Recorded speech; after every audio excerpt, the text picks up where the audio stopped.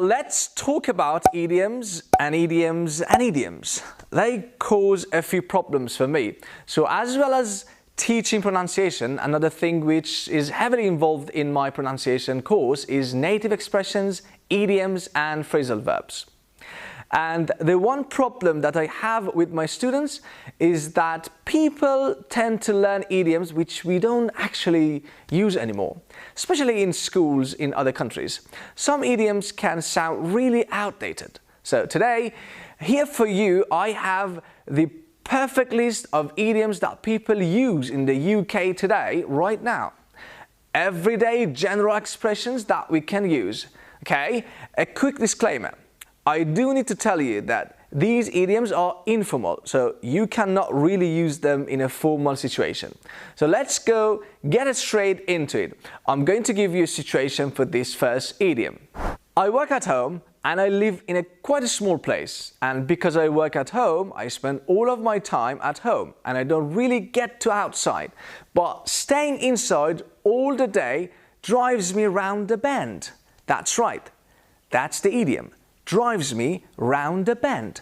Something can drive you round a bend, and this basically means something can make you really bored or really angry or really annoyed.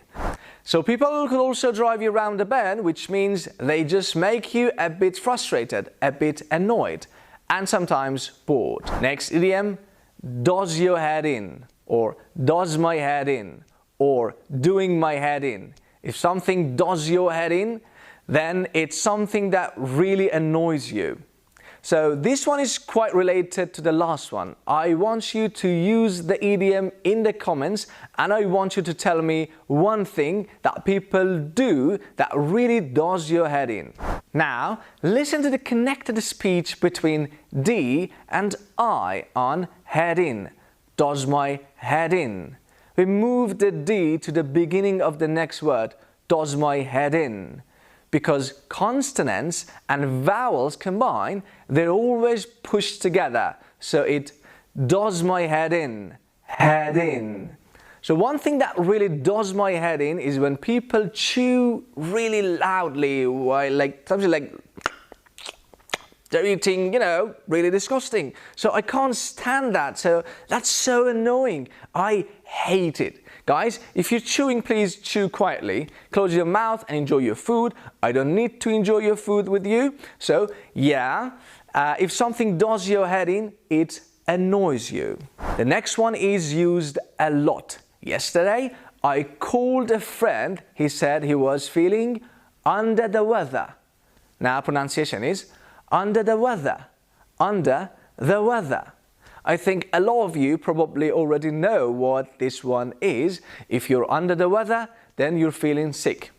So I could call my friend and say, I'm feeling under the weather today. And sometimes in UK we also say that we're feeling rough, or I feel quite rough today. And that just means I'm not feeling great.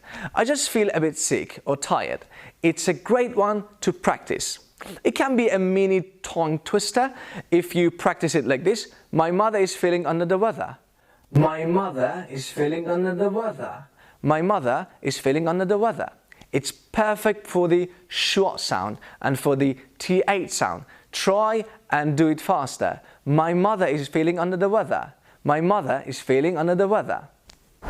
Now, think of a time when you were really, really happy. Some great news that you received, something great that happened. If you want to share it with me, write it in the comments, please. But instead of saying happy, you could say that you were over the moon. The pronunciation is over the moon, over the moon. For example, I was over the moon when I discovered Learn British English with James on the internet. Another really, really, really common idiom is at the end of the day, at the end of the day. So if we're explaining something to someone and we want to kind of skip the explanation and give the final conclusion, the most important part of the story, the result, the thing that we're talking about, we would say at the end of the day. For example, my parents want me to become a doctor, but at the end of the day, it's my decision. So it's like saying no matter what, or after all, or the result, or the most important thing is that it's my decision if I want to be a doctor or not. This one is really common. People will love hearing you use this one. They would feel that you're a real native speaker. If someone's really annoying or they're acting stupid, then I could tell them they need to get a grip. Get a grip. It's kind of similar to when people say, grow up. When someone is acting stupid and you tell them that they need to get a grip, it basically means they should make an effort to take control of their emotions or actions. So if someone's crying constantly because they've just broken up with their girlfriend or boyfriend and they're really sad, I might just say, oh my God, come on, you need to get a grip. Or you might say, come on, get a grip of yourself, control yourself, move on, calm down. So we usually say this as a command. Now, have you ever heard of the idiom, a piece of cake? That was a piece of cake. It means that it was really easy.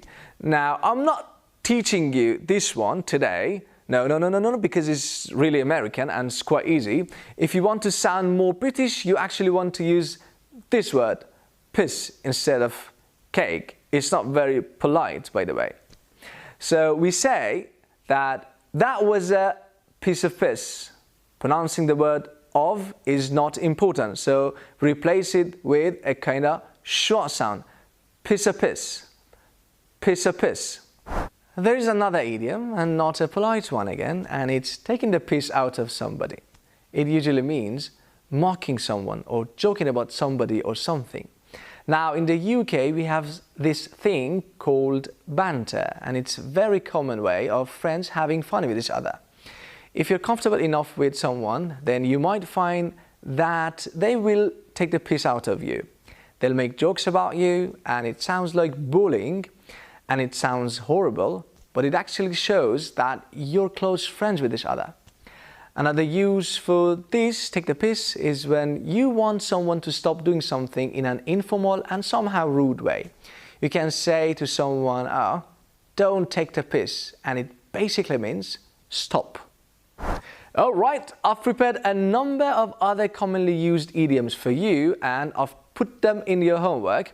So what you need to do now is to try to guess what they actually mean, and then send me your voice pronouncing them so I can give you my feedback. Thank you for being with me. Cheers.